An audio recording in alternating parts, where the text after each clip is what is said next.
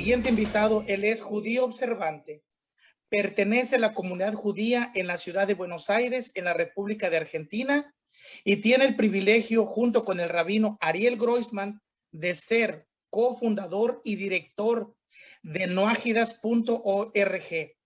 Es un centro de estudios de los 7 principios universales en modalidad virtual y presencial, como así también desarrolla el sitio en la actualidad Espacio Arcoíris, destinado a difundir y compartir la sabiduría y valores universales de la Torá con todos aquellos individuos y de las demás naciones que se interesan en el legado espiritual del pueblo judío. Entre sus actividades, él se encarga de la edición y publicación tanto de su carácter virtual como de su soporte físico, de gran parte de sus contenidos que se estudian en el centro del Beit Midrash de la Torá, presencial. Él dictamina las clases y los talleres y seminarios semanales a cientos de alumnos que se instruyen en la ciudad de Buenos Aires.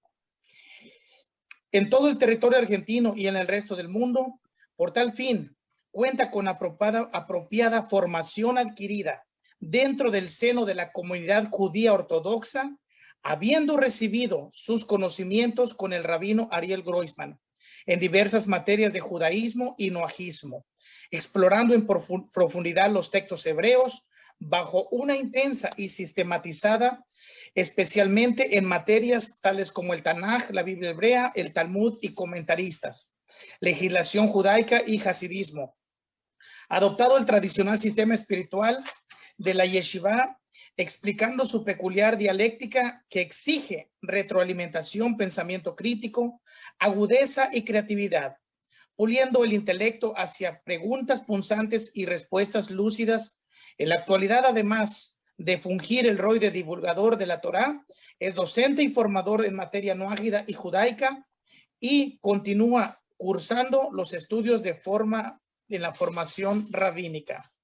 En el área profesional, cuenta con diversos estudios en el ámbito musical y la composición y los medios electroacústicos, habiendo transitado por la Escuela de Música Clásica y también popular, adquiriendo conocimientos y experiencia en diversos géneros. Le damos la bienvenida a nuestro querido y estimado Moré Yohanan Besmak. Le dejamos su espacio. Bienvenido sea. Shalom, shalom. Shalom. Gracias, Francisco. Gracias a todos.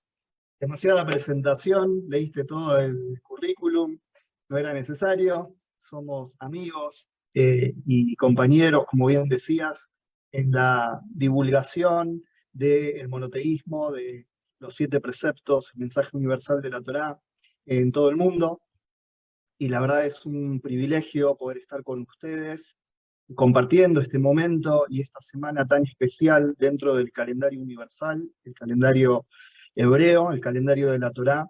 Este mes es un mes muy particular. Dentro del calendario hebreo este mes no tiene festividades. Este mes es el único mes del año donde es un mes que los sabios llamaron mes amargo, porque por eso se lo conoce como Heshvan o Mar Heshvan, el mes amargo de Heshvan, porque no hay festividades, pero todo tiene su razón de ser, todo tiene una perfección absoluta en la Torá, y precisamente esta semana que estamos celebrando, el día 27 de Heshvan, realmente es una celebración con todas las letras, y Hashem dejó preparado este mes para algo tan importante como lo que representa esta fecha dentro del calendario. Y también los sabios nos dicen que con respecto al mes de Mar Heshvan, si uno lo lee al revés, en vez de Mar, lo lee como Ram, es el mes elevado de Heshvan. Este mes que aparenta ser un mes donde no hay nada trascendente, donde no hay nada que se destaque, en realidad cuando uno entra en profundidad a la esencia del mes, es un mes elevado. Como sea, estoy muy contento de compartir con ustedes, como les decía, ya que hoy ver todo este despliegue, estaba en la introducción observando toda la edición y todo el trabajo que hay detrás para coordinar todo esto y hacer posible tanta gente conectada y todo lo lindo que han preparado los organizadores, que los felicito por el esfuerzo. Muchas veces no se aprecia todo el trabajo que hay detrás. Las cosas se ven en un ratito, o se publican en un minuto, pero detrás hay mucho trabajo, mucho esfuerzo, y queda al creador darles a todos ustedes amplia recompensa por todo su esfuerzo denodado. Y miraba todo lo que está pasando, todo lo que vemos hoy a nivel del desarrollo, el despliegue del novajismo en el mundo, y me trae mucha alegría y muchos recuerdos, ya que hace casi 20 años, cuando empezamos con el rabino Groisman a estudiar en profundidad los 7 preceptos universales y ver qué mensaje la Torá tenía para las naciones, eran muy pocos los rabinos, maestros que en el mundo estaban vinculados al tema. Se desconocía absolutamente, incluso dentro de la comunidad judía, hablar de los 7 preceptos era algo extraño, algo que, ¿de dónde sacaste eso? Esa era la primera respuesta. Hoy a veces también lo plantean, pero cada vez hay más gente familiarizada, al menos saben que esto existe y que es una parte de la Torá, y que hay gente que se dedica a eso. Eso fue un avance increíble en estos 20 años. Y hoy ver en esta convocatoria más de 10 instituciones no ágidas, más de 20 exponentes, tanta gente conectada y todo lo que pasa en las redes sociales, esto realmente es una alegría, porque es ver, tengo el privilegio de ver el cumplimiento de profecías que estuvieron escritas esperando esta instancia, este momento de la historia, desde hace muchísimo tiempo. Y a veces nos acostumbramos tanto que no somos realmente conscientes de lo que estamos viviendo y de lo que estamos siendo parte, de lo que cada uno humildemente está generando y está forjando con su trabajo. Y un poco sobre eso quería hablar hoy. No preparé una clase de libros, de mucha profundidad en textos, ya que creo que este tipo de eventos nos tiene que servir para animarnos y fortalecernos en el trabajo que estamos haciendo y darle perspectiva. Por eso en la sinopsis que hice de la charla que quiero dar, puse algunas preguntas. En este tiempo, en esta generación, nos toca ver cosas que antes no veíamos, que es precisamente este despertar que hay en las naciones de buscar su identidad, de buscar algo más genuino, más verdadero, y conectarse con el Creador desde otro lado. No desde lo que aprendieron, sino desde una forma más genuina, más real.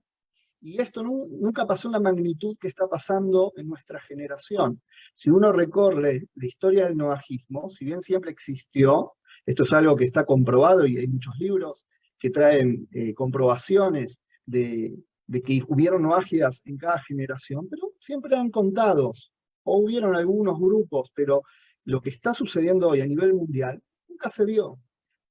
Y vemos todos los días, los que trabajamos en esto, como gente de diferentes lugares, de donde uno no piensa, se contacta, quiere estudiar, te cuenta la historia.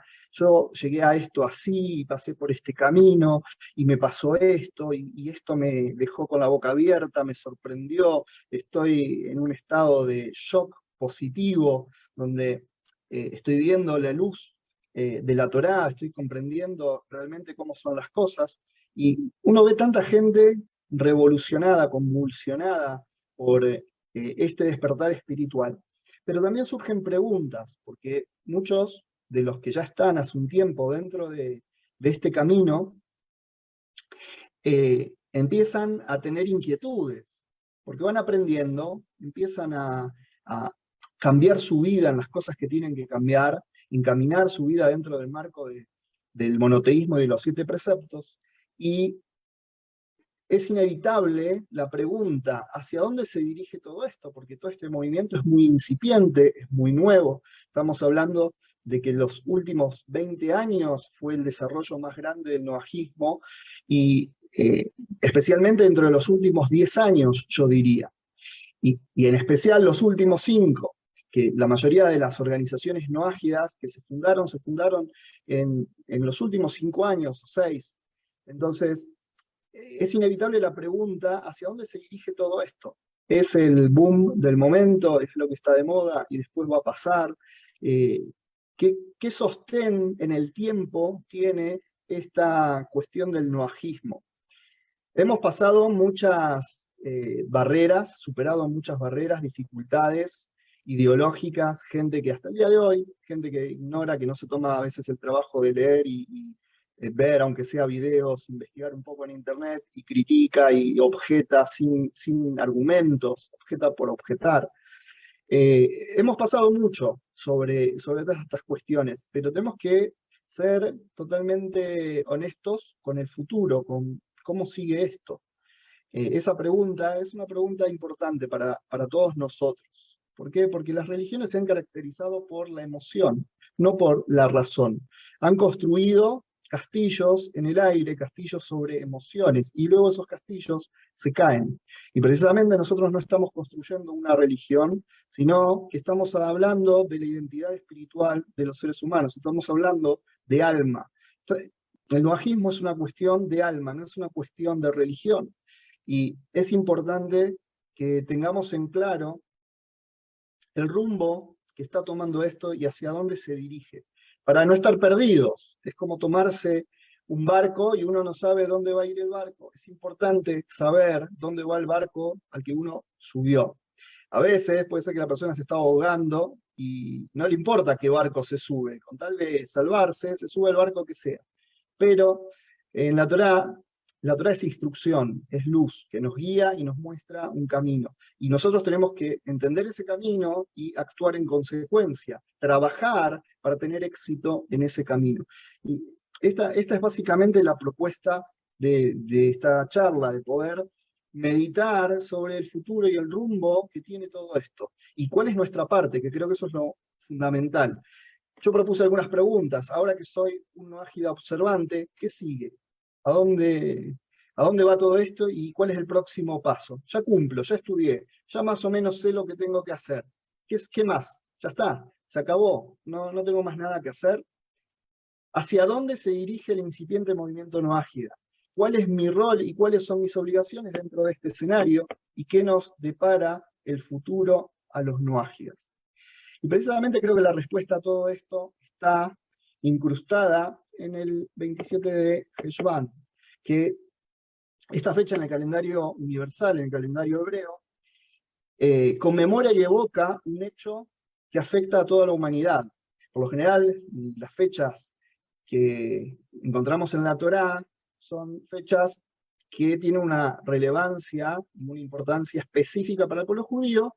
A veces hay también de costado un mensaje universal, siempre hay una enseñanza, algo que rescatar, pero digamos el núcleo del mensaje es para el pueblo judío, las fiestas judías básicamente. En el caso de esta fecha, 27 de Shvan, es una fecha que tiene una conexión y un impacto directo con toda la humanidad. Según el relato de la Torá, si después lo quieren revisar, ahí en Bereshit, en el capítulo 8, pueden arrancar del 6 al 9, leer todo el bloque. Es algo que no viene mal, repasar la Torá siempre es algo bueno. Según el relato de la Torá, en el año 2104 de la era común, ¿sí? Antes del inicio de la era común, o mejor dicho, en el año 1657 del calendario hebreo, o sea, el calendario que parte desde la creación, ¿qué sucedió? Las aguas del diluvio que devino a la humanidad sobre el mundo y causó una destrucción total, absoluta, prácticamente no sobrevivió nadie, solamente sobrevivió Noah y su familia cercana, y los animales que entraron con él al arca. El resto lamentablemente pereció, todo ese mundo, ese viejo mundo pereció. Este diluvio vino al mundo a causa de las transgresiones, a causa del comportamiento inapropiado, indebido del ser humano. Dios al principio le dio a Adán preceptos. Si bien el hombre, el primer ser humano, fue creado, Dios le entregó 6 de los 7 preceptos que hoy conocemos como el Código de Leyes Universales. Las generaciones posteriores a Adán se fueron alejando de estos preceptos. Trataron de poner en el olvido la observancia, la práctica de todos estos mandamientos divinos. Así empezó la historia. Dios dio preceptos, las primeras generaciones empezaron con asesinato, idolatría, y todo, todo lo que estaba prohibido por Dios desde el inicio. Decíamos que las primeras generaciones empezaron a alejarse del propósito divino. Dios ni bien creó al ser humano, le dio preceptos, y los preceptos respondían y responden a una comisión general, un encargo general al ser humano, que es Ishu Olam, que es Ishu Olam, establecer el mundo como un mundo civilizado. El profeta dice que Dios no creó la tierra, el mundo, para que sea un erial, un lugar como desértico, abandonado, sino para que sea un lugar civilizado. Dios le dijo a la primera pareja humana que se multiplicaran, que se fructificaran y que llenaran la tierra. Entonces, estábamos hablando de las primeras generaciones, cosas que me imagino la mayoría de ustedes ya ha estudiado, que las primeras generaciones se alejaron del cumplimiento de los mitzvot, de los preceptos que Dios le había dado a Adán, y se introdujo la idolatría, el asesinato, y prácticas que Dios había prohibido desde el origen. Esto devino en la decisión que tomó el Creador de traer un diluvio, de traer la destrucción a toda criatura sobre la faz de la tierra, salvo Noah y su familia. Termina este evento, que por cierto fue un evento muy duro, muy doloroso, incluso para Dios, que Dios no criaturas, Él creó a su mundo porque quiso expresar su bondad sobre ese mundo. El bondadoso en su naturaleza está expresar el bien, así dicen los sabios. Entonces, la intención divina no era traer juzgamiento y traer un castigo semejante, pero la conducta del ser humano se corrompió a tal punto donde el diluvio era necesario como una purificación. Por eso fue precisamente con agua y no con otro elemento.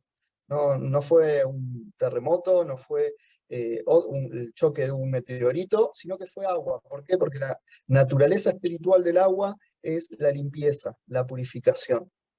Y el 27 de Heshvan, ¿de qué nos habla? Nos habla de la vida después de ese evento. Nos habla del momento en donde Noah sale con su familia del arca y ahí empieza una nueva realidad, empieza un nuevo mundo.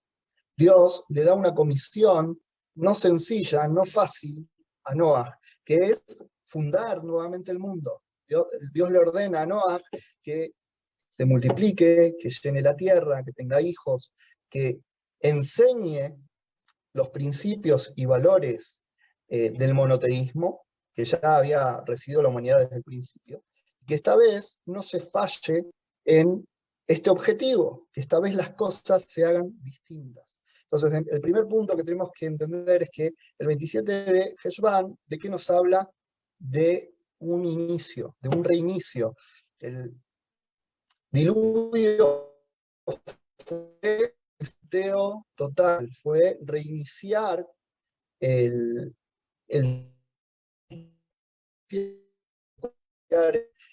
teléfono para ver si funcionaba todo mejor. Todo es providencia divina. De la misma manera que uno cuando ve que no anda la conexión, no anda una aplicación, uno a veces no quiere apagar el teléfono, que hay que esperar y trae incomodidad, hay que empezar todo de vuelta, pero a veces no queda otra. Y esto fue un poco el diluvio, fue la necesidad de reiniciar todo para que todo funcione bien. Y esa era la responsabilidad que recayó sobre los hombros de Noah cuando salió del arca.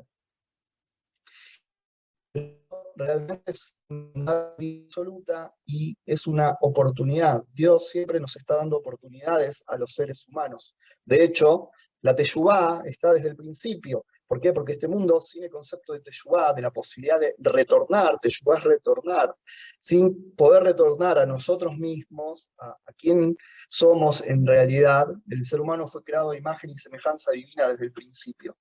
Y retornar a Dios, sin esa posibilidad, estamos perdidos. Dios nos puso todas las facilidades para que podamos hacer las cosas bien.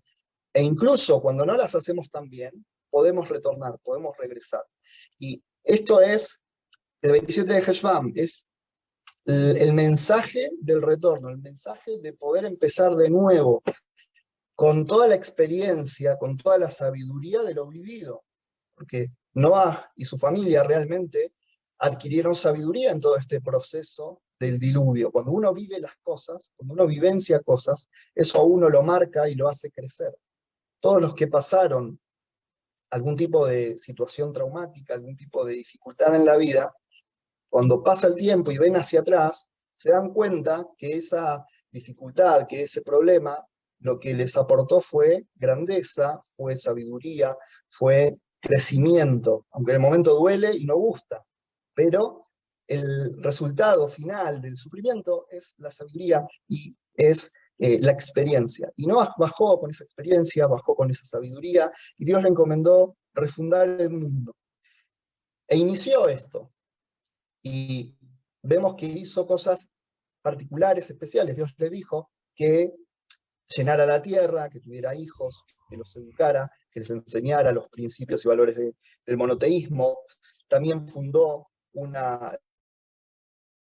hijo, Shem, fundó una yeshiva, un centro de estudios. Fue una de las primeras cosas que se hicieron en el Nuevo Mundo. ¿Por qué? Porque se entendió la importancia de construir el mundo sobre bases sólidas. Ni bien bajó Noah de la Tebá, del arca, ¿qué hizo?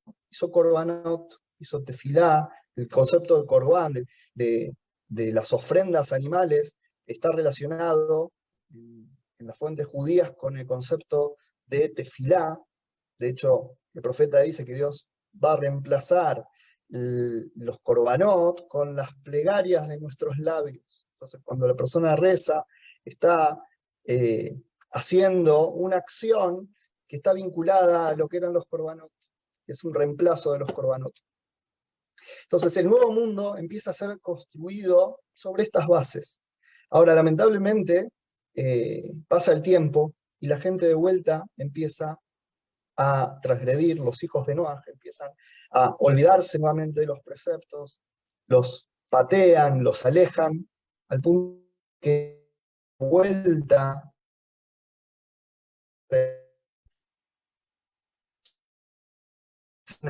Egipto, Egipto, la depravación de la tierra, que era lo que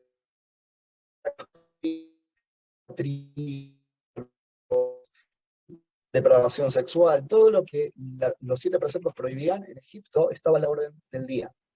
Es en ese contexto que Dios toma a los hijos de Israel, los saca de Egipto y los convierte en un pueblo especial, como la Torá lo llama, el pueblo que Dios escogió, y en el monte Sinaí les entrega la Torá y les da una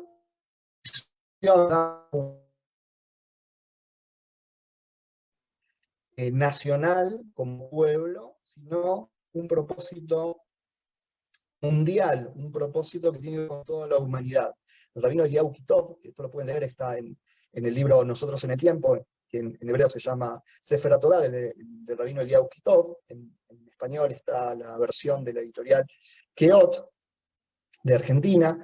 Es un libro excelente, pueden chequearlo. Cuando el mundo estaba de vuelta en caos y Dios estaba en una situación donde nuevamente tenía que evaluar si ese mundo merecía continuidad o no, Dios toma a un pueblo, en vez de traer un diluvio, cosa que él ya prometió que no iba a volver a hacer, toma a los hijos de Israel, los convierte en un pueblo, y esto iba a ser el reaseguro, iba a ser la garantía de que dentro de la humanidad siempre iba a haber un grupo, que sea minúsculo, que iba a estar apegado a la Torá, a los preceptos, y que esto iba a traer alegría, contentamiento en Dios, y que iba a pasar por alto la situación general del mundo, y no iba a traer la destrucción nuevamente.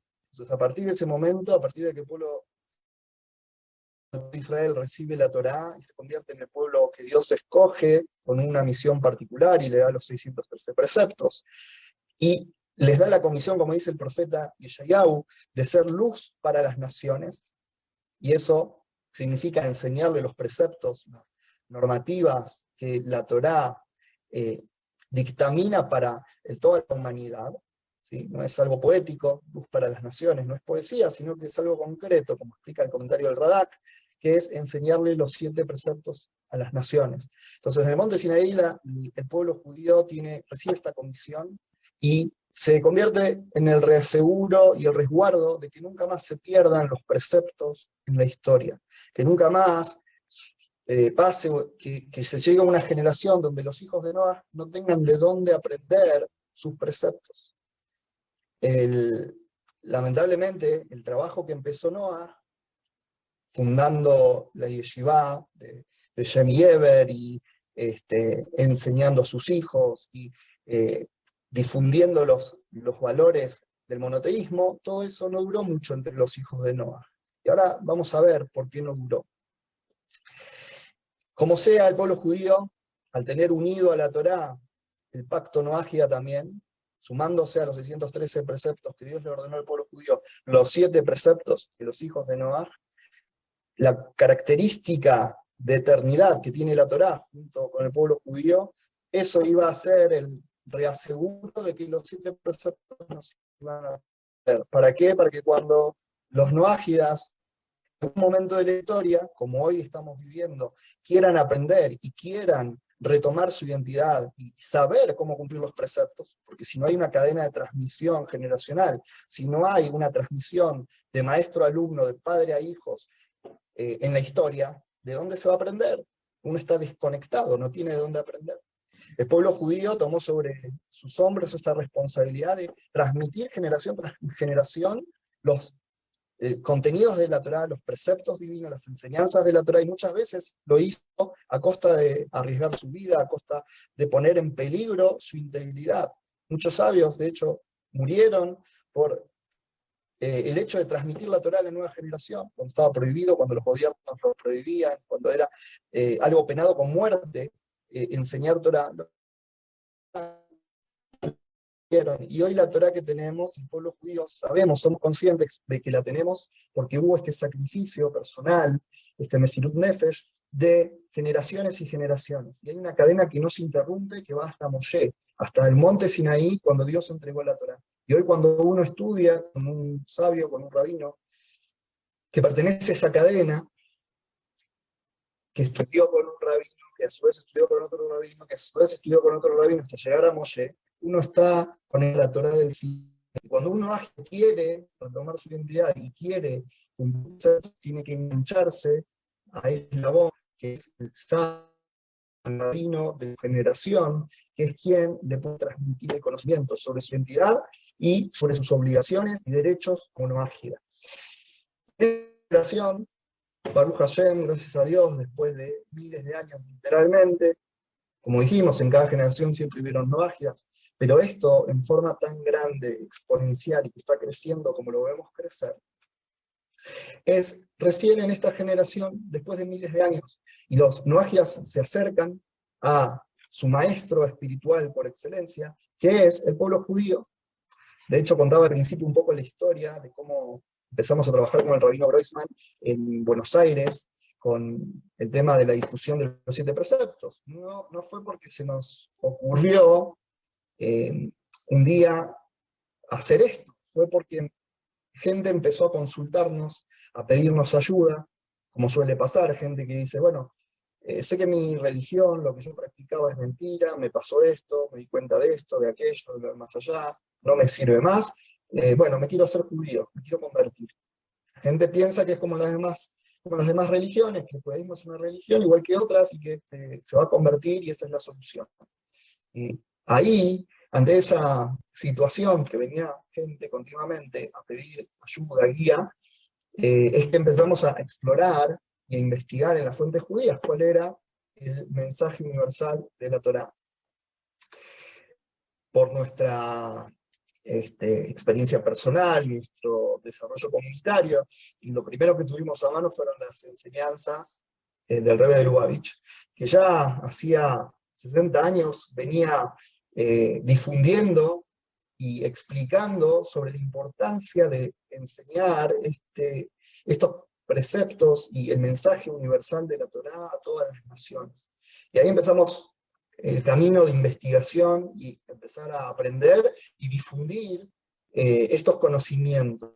Es una comunidad, gracias a Dios, en Buenos Aires tenemos una linda comunidad de hace años, que hoy tiene el nombre de Casa Noah, pero son alumnos ya de 15, 20 años, familias.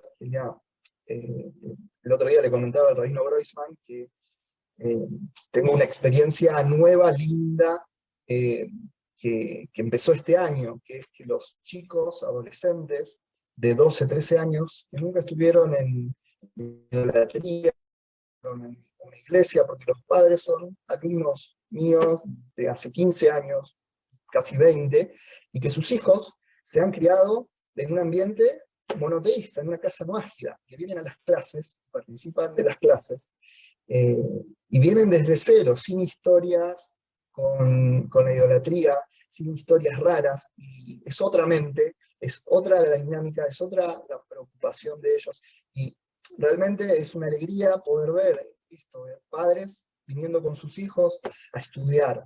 Y pasaron 20 años hasta que esto se dio, pero se está dando. Y esto es lo que está pasando en el mundo, lo que les está pasando a ustedes, lo que nos pasa a nosotros como dirigentes comunitarios, como formadores, que cada vez estamos teniendo nuevas experiencias positivas, pero somos responsables de algo, y acá todos somos responsables. Hablo en primera instancia de los que somos dirigentes comunitarios y formadores y divulgadores, y después a cada Noágida en particular.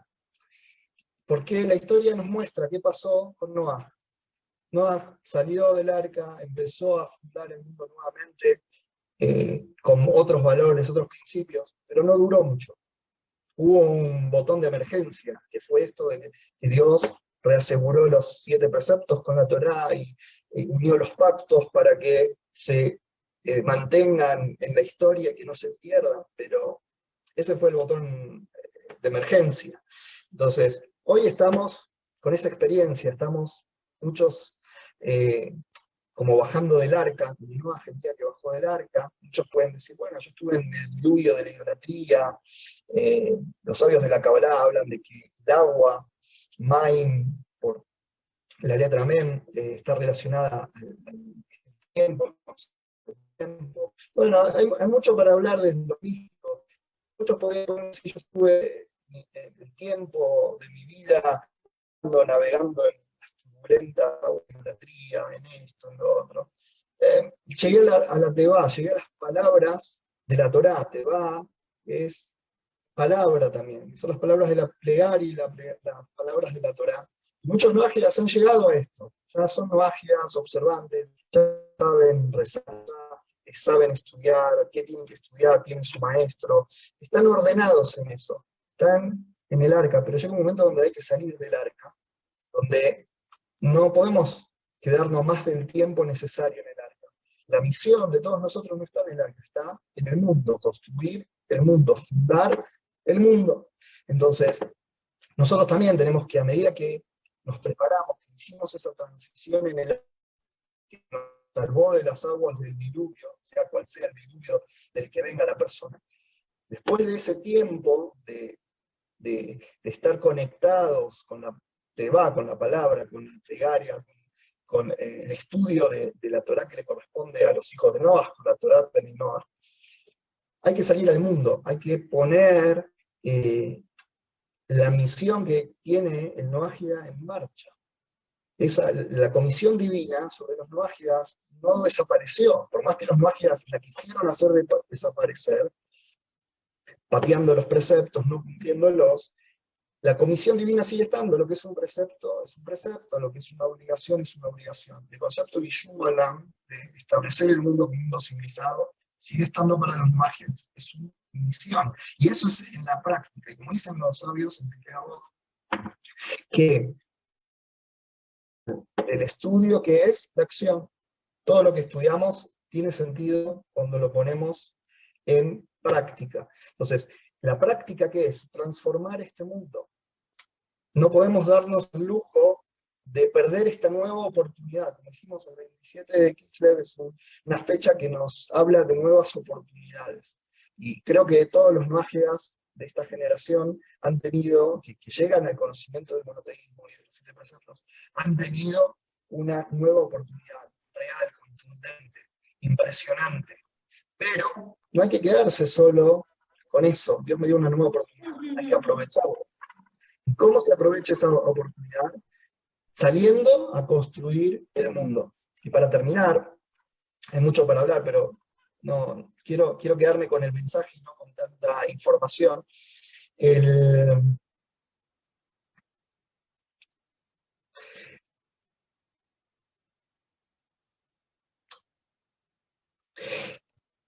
secreto, el tip, que no es secreto, que está en la Torá para cumplir esta misión, está precisamente en las enseñanzas de Pirkei Avot, ¿sí? De la ética de nuestros sabios. Tenemos que hacer un mundo que sea sustentable y sostenible de verdad, material y espiritualmente, que este mundo sea un mundo civilizado, material y espiritualmente. Dios quiso de este mundo que este mundo sea un jardín, que este mundo sea un lugar donde Él pueda morar, que esta sea su morada. Por eso nuestro trabajo en conjunto de pueblos judíos con las naciones, con la ayuda de las naciones, de los noagias observantes, es hacer de este mundo una morada para Dios. Para que este mundo sea una morada para Dios, tiene que ser un mundo civilizado. Y en Pirkei Avot dice así: Shimon HaTzadik, Shimon el sabio, Shimon el justo, fue uno de los últimos hombres de la Magna Asamblea. Él solía decir: el mundo se alza, se sostiene sobre 3 cosas, sobre 3 cualidades, 3 acciones.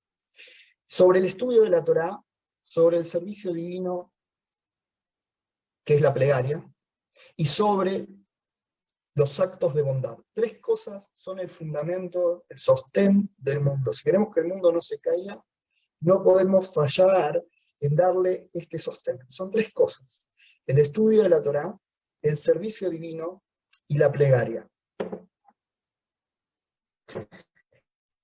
Esta frase parecería insinuar que el mundo está por encima de la Torá.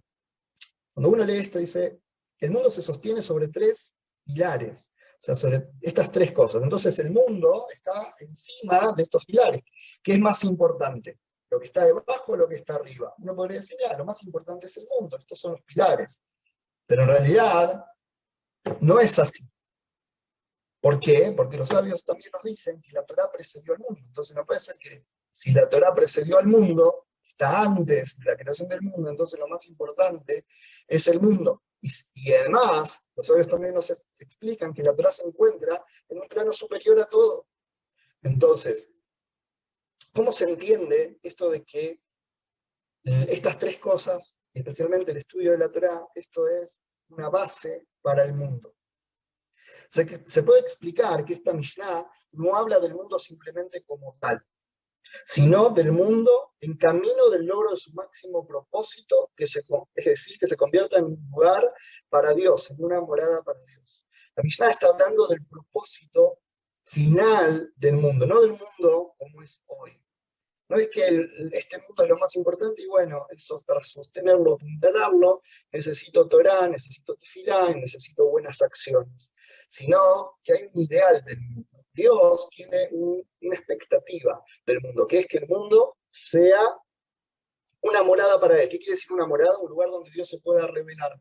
Así como cuando uno entra a la casa de uno y uno se siente cómodo y se muestra cómo es uno en el trabajo se muestra como debe mostrarse en el trabajo, en el estudio, en la clase, en la facultad uno se muestra como un estudiante, en cada lugar uno se muestra distinto, pero en su casa uno es como es. Así Dios quiere sentirse en este mundo como en su casa, un lugar donde Él pueda revelarse. Esa es la idea. Entonces ese es el ideal del mundo.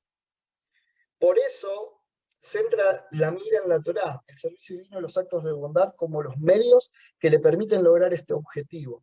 En este contexto, la Torá, la plegaria y los actos de bondad no son vistos como metas en mérito propio, que no es el estudio de la Torá per se o la tefilá, la plegaria per se, o los actos de bondad per se, por el acto mismo, sino que todas estas cosas uno las debe enfocar, canalizar hacia la construcción del ideal del mundo que Dios desea. O sea, un mundo en plenitud. La Torá le muestra a la persona cómo conducirse en la vida. Uno estudia Torá y uno aprende cómo conducirse. El servicio a Dios, la plegaria, permite a la persona convertir las enseñanzas de la Torá en parte de su propia personalidad. Uno cuando hace tefilá, por eso es muy importante la tefilá también, adicionar contenido. No solo continente, sino contenido. Continente es la estructura, el texto, pero hay que estudiar para entender qué uno está rezando, qué uno está pidiendo, para que eso no sea simplemente una repetición de algo, sino que sea una internalización de los conceptos de la Torá. El estudio de Torá me muestra, me revela el conocimiento de qué debo hacer. La tefilá me ayuda a incorporar eso y que sea parte de mí, de mi personalidad, que no pueda vivir de otra manera. Y los actos de bondad son la expresión hacia afuera, hacia el mundo, de todo eso, de lo que estudié, de lo que internalicé. Ahora lo puedo sacar a la calle, lo puedo llevar a donde trabajo, a donde estudio, en los ámbitos que me muevo, puedo mostrar esto. ¿Y cómo lo muestro? Con actos de bondad. Y para terminar, insisto en que el objetivo no es la religiosidad, no es un culto, no es la práctica de determinadas cosas, sino transformar este mundo.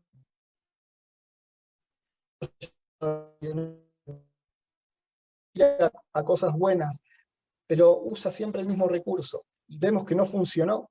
Entonces la Torá nos propone un camino de transformación real, de cambiar y de transformar el mundo. El mundo se dirige a la era que los sabios llamaron la era mesiánica, que es esa era tan ignorada por todas las generaciones de seres humanos, una era de paz y armonía universal, una era donde el lobo morará con el cordero, donde el mal, el instinto a lo negativo, las fuerzas de impureza van a ser erradicadas, eliminadas del mundo, y nuestra ocupación, como dice el profeta Yeshayahu, va a ser la ocupación de todo el mundo, de todas las naciones incluso, va a ser dedicarse al estudio, al conocimiento de Dios, hasta que suceda lo que vaticina también el profeta, que el mundo se va a llenar del conocimiento de Dios, como el agua cubre el lecho marino, así como el agua del océano cubre todo el lecho marino, que ni siquiera hoy se puede llegar hasta sus profundidades, así el conocimiento de Dios nos va a cubrir.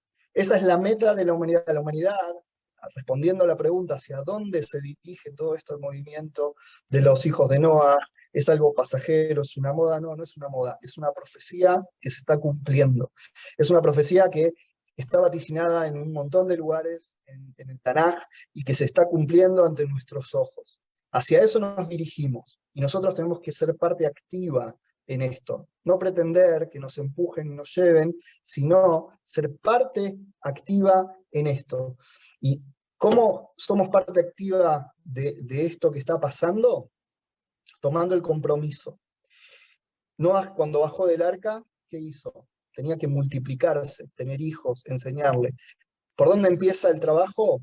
Por la familia, por los hijos, educándolos, formando familias, que de ahí surjan nuevos noajias observantes que vuelvan a reproducir su misma especie. Entonces, esa es la primera cosa que tenemos que hacer, empezar por ahí. Luego, influenciar a los demás, amigos, conocidos, todos aquellos que podamos tener alcance, tenemos que tratar de hacerlo, directa o indirectamente.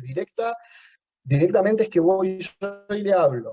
Indirectamente es que a veces, como no sé, no tengo la capacidad de explicar, de enseñar, ayudo, sustento económicamente con algún tipo de actividad de voluntariado, algún centro de estudio, algún rabino, alguien que se dedica profesionalmente a hacer esto. También de esa forma yo estoy llegando a gente que de otra forma no se llegaría con ese mensaje. Entonces, así como Noah cuando bajó del arca, una de las premisas era multiplicarse y llenar la tierra. ¿Cuánta gente se multiplica y llena la tierra de descendencia, hoy vemos educación, corroída por pensamientos totalmente alejados de los 7 principios universales. En los colegios se enseñan temas de sexualidad, de ética, de moral, totalmente desvirtuados y desconectados de lo que es el mensaje universal de la Torá. Nosotros tenemos que generar un núcleo fuerte de gente que tenga estos principios bien en claro, y especialmente apostar a las nuevas generaciones. Y esto requiere esfuerzo y requiere involucración. No es fácil, no lo va a hacer otro. Eso lo tiene que hacer cada uno porque es en su casa. La segunda cuestión es que y su familia fundaron Beit Midrash, un lugar de estudio de Torah. Es necesario educarse y educar. O sea, primero adquirir el conocimiento que uno necesita, desasnarse uno, y luego educar. Y para esto, ¿qué necesitamos? Necesitamos un lugar donde se pueda estudiar. O sea, esto no se aprende en YouTube, no se aprende en TikTok, no se aprende en Google, se aprende con un maestro. Cada uno, Baruch Hashem, veo acá mucha gente, muchos rabinos maestros, y ese es el camino. Como dice también Pirkei Avot, hacele jarrab, hacé para vos un maestro. Conseguite un maestro, sacate las dudas. El camino del estudio de la Torá no es autodidacta, sino que es con un maestro. Entonces tenemos que ser conscientes, cada novaje tiene que ser consciente que debe pertenecer a un lugar, tiene que tener un maestro, y no debe ser, porque pertenecer no es de palabra, es con acciones. Entonces pertenecer quiere decir estar involucrado, ayudar, colaborar en tiempo, con capacidades personales y con dinero. O sea, hoy hay mucha reticencia, justo hoy veía unos comentarios que le hicieron al rabino Groisman por una cuestión de honorarios, y luchamos contra esa mentalidad, que esa mentalidad viene de la idolatría, viene de las culturas que vivimos, donde la gratuidad está a la orden del día y la gente quiere todo gratis, y no es el camino. Noaj, para construir su arca, invirtió sus recursos. Dios le dijo, hacé, dejate va. O sea, hacé para vos una te va. Y cuando aparece esa expresión en la Torá es que lo tiene que hacer él mismo con sus recursos. Entonces, Noaj puso su dinero, su tiempo, 120 años, su vida, todo puso para hacer lo que tenía que hacer. Nosotros que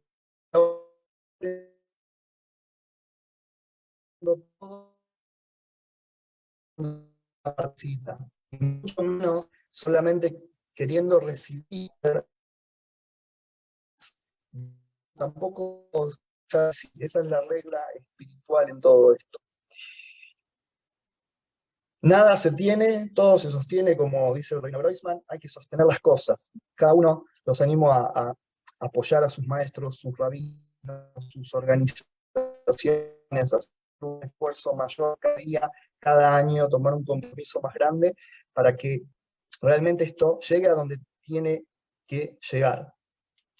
Y por último, el último punto, y ya termino, sé que me extendí con los cortes y todo, me pasé del horario. El último punto es vivir y experimentar. Vivir y experimentar. Y para vivir y experimentar el noajismo no hace falta la conducta religiosa, es algo que hay que despegarse de eso. Para experimentar y vivir como hijos de Noaj, observantes de sus preceptos y de su identidad, es necesario salir a la calle. Ahí está la misión del Noágida. Y hay tantos proyectos, tantas cosas que pueden hacer los noágidas que no tienen que ver con estudiar, con rezar, y no estoy en contra, no se malinterprete, quiero que nadie diga, el Moré dijo que no hay que estudiar, lo que no hay que rezar, no estoy diciendo eso. De hecho tenemos centros de estudio y estamos, en el punto anterior dijimos que hay que crear centros de estudio y apoyarlos, y lugares para que la gente vaya, rece o rece en su casa, y estamos haciendo sidurim y libros para poder darle herramientas para nutrir su espiritualidad y su servicio a Dios a los noágidas. Pero realmente esto va a cambiar el mundo cuando salgamos a hacer eso precisamente, transformar el mundo con la acción. Y los noágidas, a diferencia del pueblo judío, que el pueblo judío tiene una misión especial, particular, le ordenó al pueblo judío estudiar y noche, ocuparse de 613 preceptos, eso es la misión, traer la santidad al mundo. cambio, el Noagia tiene que salir a la calle a transformar el mundo. O sea, el Noagia tiene que ver la transformación concreta. Y hay tantos proyectos que se pueden emprender como Noagias, y tanto sea en ayuda social, hay gente carenciada, con necesidades, chicos que necesitan asistencia, que están desamparados, infinitud de situaciones que necesitan la involucración de todos nosotros, de la sociedad. Y eso es realmente el ejemplo. Abraham, ¿qué hacía? A los idólatras que estaban en el desierto, les ponía un hotel, una posada con todas las comodidades, comida, bebida, todo. Y eran idólatras, no eran gente monoteísta, no eran que recibía un rabino importante, no, recibía gente que había que, mientras comía, después que se llenaba un poco, le tenía que empezar a decir, deja ese ídolo, deja esa estatuita, deja de creer en esto, en lo otro. Esa era la gente que Abraham influenciaba, pero para influenciar montaba toda una empresa increíble y dedicaba su vida y sus recursos a esto, y lo hacía con alegría, no a los tirones, no a regañadientes, sino que lo hacía con alegría. Hay proyectos de educación que se pueden implementar, y no hablo de educación de Torah, que eso ya lo hablamos, hablo de educación en oportunidades para poder estudiar, chicos que viven en lugares marginales, que no tienen la posibilidad de estudiar. Gracias a Dios, la tendencia en el mundo es cada vez hacia ese lado, pero los que estudian y tienen los principios monoteístas y los valores monoteístas son los primeros que deben estar involucrados y estar en la lista. También, por ejemplo, en cuestiones que tienen que ver con el cuidado del ecosistema, de la flora, la fauna, y todo lo que tiene que ver con el precepto de no comer la parte de un animal vivo, de lo cual se derivan todas estas cosas que mencionamos. Así que hay mucho por hacer, pero depende de nosotros. Estamos en la semana donde celebramos el Día de las Naciones, conmemoramos el 27 de Heshvan, este reinicio, esta nueva oportunidad, y creo que nuestra generación, nosotros hemos pasado nuestro propio Maúl, entrado a nuestra propia Teivá, y estamos saliendo del mundo, el mundo nuevo, que es este mundo que Hashem quiere, es el mundo de la era mesiánica, que si Él quiere va a venir pronto en nuestros días, pero que nosotros tenemos que ser parte para que sea una realidad concreta. Si Dios quiere, mañana les voy a dejar el apunte de la clase, mucha más información, va a estar en la página espacioarcoiris.com.ar. Bueno, los saludo, dejo el micrófono a quien esté ahora comandando, y bueno, gracias por la oportunidad y el tiempo que dedicaron para escucharme. Muchísimas gracias, fue muy edificante, muy de mucho aprendizaje. Mientras el Moré explicaba, recordaba cuando los Bené Israel entraron a poseer la tierra prometida. Hay un libro que se llama La guerra de los hijos de Israel, del Rambam, y explica lo que el Moré estaba explicando. Cuando ellos llegaron a la tierra, ellos dijeron a los que estaban ahí, ustedes pueden quedarse aquí si lo desean, pero con la condición que se hagan Benei Noach, que respeten el pacto Noachida.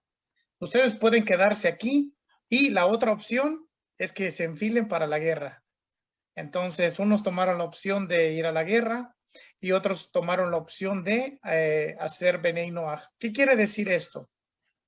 Que el pacto Noachida siempre fue vigente, porque este acontecimiento de cuando poseyeron la tierra prometida, cuando la tomaron, fue antes de la entrega de Torah, antes de la entrega de la Torah en Sinaí, lo cual quiere decir que el pacto Noachida siempre fue vigente por los Bené Israel y en todo tiempo, en todo momento. ¿Es así, querido Moré Yohanan Desmach? Citaste el libro del Rambam que habla sobre este evento, de que se les ofrecía en tiempo de guerra la paz, el cambio de que observen estos preceptos. Sí, es así. De hecho, Yehoshua hizo esto cuando tenía que conquistar las naciones que habitaban la tierra que Dios le había prometido a Abraham. Entonces, la última instancia era la guerra y la muerte. La primera no era esa. ¿Sí? Cuando no quedaba otra, la gente decía, no, nos quedamos acá haciendo idolatría. Bueno, no se podían quedar en la tierra de Israel haciendo idolatría, pero tampoco es que se los iba buscando para matar sí o sí, sino que se les dejaba un lugar para escapar y que podían irse.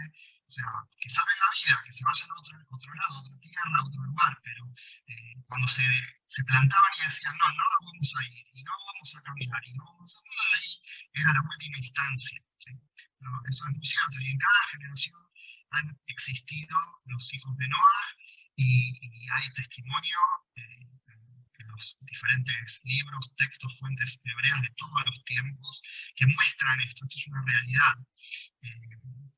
Hay libros como el rabino Bittman escribió en su libro Los 7 colores del arco iris, ahí menciona varios datos históricos muy interesantes, se los recomiendo, ese libro es excelente, y hay otros libros también en inglés que compilan la biografía de diferentes noajias a lo largo de la historia. Yo lo que destaco es esto que vivimos en nuestra generación, que la magnitud que lo estamos viviendo no se vivió jamás. De hecho, si Dios quiere, estamos terminando de editar un libro, ahora está en corrección, en el prólogo, que es un prólogo bastante extenso, como 30 páginas, ahí explico bastante de esto de las profecías y todo esto que estamos viviendo y que se está desenvolviendo delante de nuestros ojos. Así que bueno, ese era el énfasis en esta clase, pero como muy bien Francisco dijo, el concepto de los merinos está desde que Adán, si bien las primeras generaciones obviamente no eran merinos, eran Adán, pero ya los 6 preceptos, al menos de los 7, estaban desde Adán. O sea, es lo primero de lo primero, es la sabiduría espiritual más antigua que tiene la humanidad. Desde el inicio, del momento cero, ahí Adán recibió los 7 preceptos. Excelente, querido Morel, muchísimas gracias, quedó muy claro. Lo podemos percibir en la Torá, es el mensaje que tiene el principio. Del principio, Hashem nunca dejó a ningún ser humano sin su pacto y sin sus leyes. Jasídica que ilustra esto. En Rusia, en un pueblo en invierno con mucho frío, hay una casa con muchas personas que están padeciendo terriblemente las bajas temperaturas. Entonces, ahí hay 2 opciones. O la persona que puede agarra un abrigo de piel y se está calentito, sigue con frío. Es un tzadik impel, es un justo en su abrigo de piel, que piensa en él, está bien, hace lo correcto, pero los demás que padezcan el frío. La otra opción que es tomar leños, encender un fogón y calentarse y calentar a todos los que están en casa. Y ese es el mensaje, de que mientras uno se ocupa de uno, y eso es al principio la prioridad, porque uno no puede hacer algo que no está capacitado, o no puede dar algo que no tiene, a medida que uno toma calor, también ocuparse de los demás. Porque uno puede decir, bueno, primero todo yo, y cuando yo termine, ahí me ocupo de los demás. Y también puede ser que uno nunca se ocupe porque uno siempre va a querer más. Entonces, por eso uno necesita un maestro, un rabino que uno lo guíe. Mi discurso está enfocado más que nada al movimiento Noágida y a lo que planteé en la sinopsis, de hacia dónde se dirige todo esto en conjunto. ¿Sí? Pero para que esto es como un gran motor, una máquina, donde hay muchos engranajes, muchas piezas, y todo tiene que andar coordinado y a la velocidad y al ritmo que cada engranaje tiene que andar. Y para eso es necesario que cada uno tenga su maestro, su guía, y así todo funciona. Quiera Dios que el año que viene nos podamos encontrar nuevamente y que tengamos muchas noticias, que en vez de ser 10 o 12 organizaciones seamos 30, 50, y en vez de 20 exponentes seamos 100. Que Dios multiplique, nos ayude a multiplicar todo esto y que veamos buenas noticias.